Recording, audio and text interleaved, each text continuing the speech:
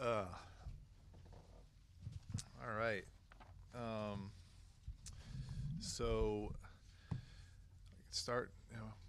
Give you guys a little bit on our guy, and then answer some questions. But Trey Amos. So I think first the thing that comes to my mind first is we would have taken him with our first round pick. He was in the mix for our first round pick, so that's what we thought of him, just on a high level. Really, really impressed with the type of young man and player he is, and so excuse me, it was another one of those where the whole building was really pumped, and you could. I don't know if you guys could hear it. It was probably our R&D department was the loudest. He was the top guy on their board coming into today, and really by far the top guy on our board when not by far, but he was clearly the top guy on our board when we picked, and so that was we were really excited that he was there, and the way he plays, love the way he plays at the line of scrimmage. He's a press corner who can be really physical at the line of scrimmage, but he's also a guy who can really play in any scheme you want. And I think that's what separates him from a lot of different guys. And you talk about his ball skills. He's got excellent ball skills. He took the ball away this year. He had 3 interceptions. I think he's got 30 plus PBUs over his career. So really a guy who we covet in terms of taking the ball away, and those are the things that we really look for. He can run. He's physical. He's big. He's kind of got everything you want as a corner. And just some of the things like we talked about with Josh yesterday, he was really, really good in our metrics against really good players. So the guys we had graded really high, he was really a 96 percentile against the really good players.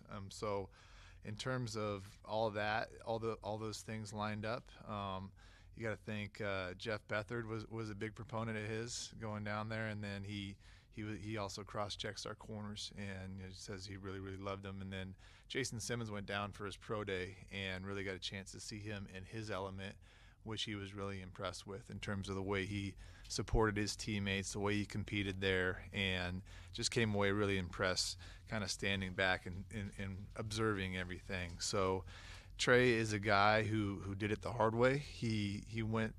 He's from the Lafayette, Louisiana area. He went to Lafayette College right out of high school, and he was there for 3 years. And then he was good enough to go to Alabama the year after that, and then from Alabama, which he played really well. If you guys watch the SEC title game last year, I think it was against when he was with Alabama against Georgia, had a really good performance there where we first really noticed him, and then.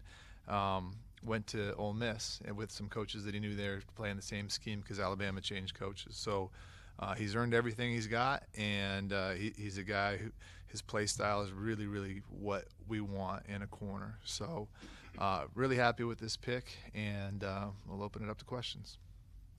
Last time you said with Josh, it was really easy to kind of get past the trade back option because you wanted him. Was that different at all, knowing kind of the gap between your next pick now? When Amos was on the board and if you were getting calls, did you consider the gap till your next pick? Yeah, we got some calls, and it's a similar situation where we decided if Amos was there, we were going to stay and pick. And he was there with another player that we would have stayed and picked at. And if those guys were gone, then we would have traded back, which we had some options to do that. But with him being there, we felt it was a really easy decision. And how do you view him with Marshawn and with Mikey, and what does that look like on the field? Looks like a lot of really good guys competing, and Jay Jones and all the rest of the guys we have back there. So, that kind of like we said yesterday with Josh, really the same thing. It's just that's who we are. We compete, and it's all about competition in this program. Why do you think he was able to go from, I think he was like a 3-star to high school, going to a smaller school, then going to the SEC? Why was he able to make that road, go that road and come out like this? I think just, when you have guys, and you always look at the different things, why people transfer, and, what's behind that. And it used to be a negative thing, but I think now with the era that we're in, you get a lot of guys who are under recruited for whatever reason, and then they have the chance where other teams are looking at guys at smaller schools all the time and looking to poach those guys. So I think he was under recruited, and then when he had some success at Lafayette, he was able to go to Alabama, and then obviously the reason he went to Ole Miss was not for any other reason than to stay in the same scheme.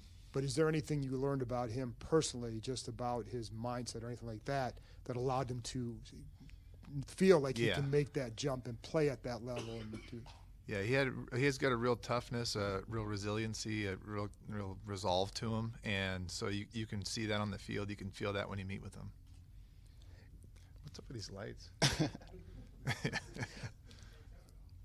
Adam, obviously you've got 2 picks at positions that you guys felt you wanted to address. Haven't taken an edge rusher. Obviously, I think that was a position a lot of people were anticipating. What was the thought there in terms of, you said you liked Amos, obviously, but was just didn't like what their options were, or why did you do that in this round? Yeah, I think it just comes to he was the highest guy on our board. So there was some edge rushers that we liked that got picked, and the next edge rushers on the board were lower.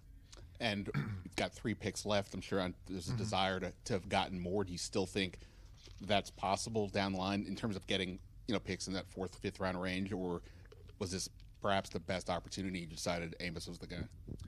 Yeah, I think when you look at the value of the picks, this was our best opportunity to get some more picks. And now, if you look at the chart, and I'm sure you have, it goes down quite a bit. It's a pretty steep curve. So, if we were to trade down in the next round, we're not going to get as big of a haul as we would have in this round. But in the end, the options we had weren't worth the risk. I know you said there will be competition, but just looking at the ripple effect and how you guys sort of envision the secondary shaking out, does this give you a chance to put Mikey Sanders still back inside, or is that still fluid?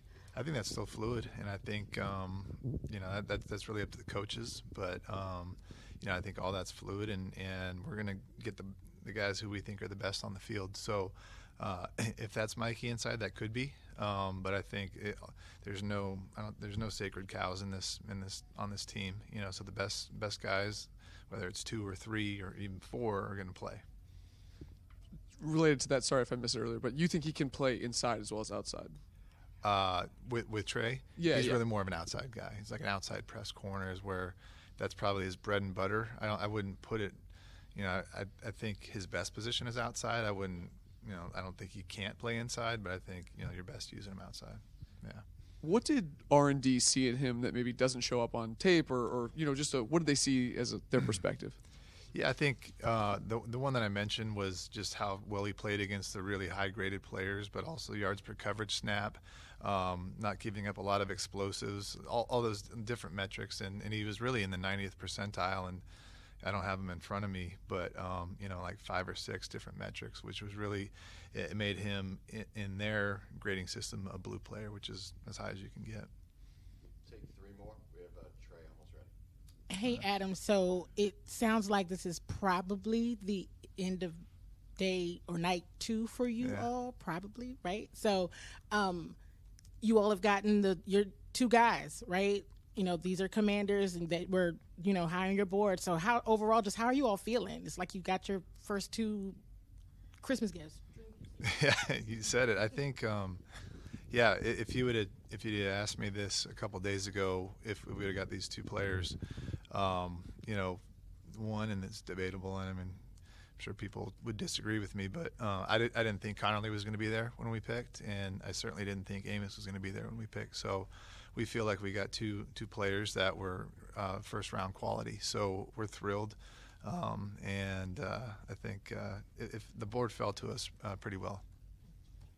Hey, Adam, when you look at Trey as far as his career from freshman to his senior year, I'm sure he has progressed each year. How do you see him moving now into the NFL and then jump-starting quickly with the defense right now?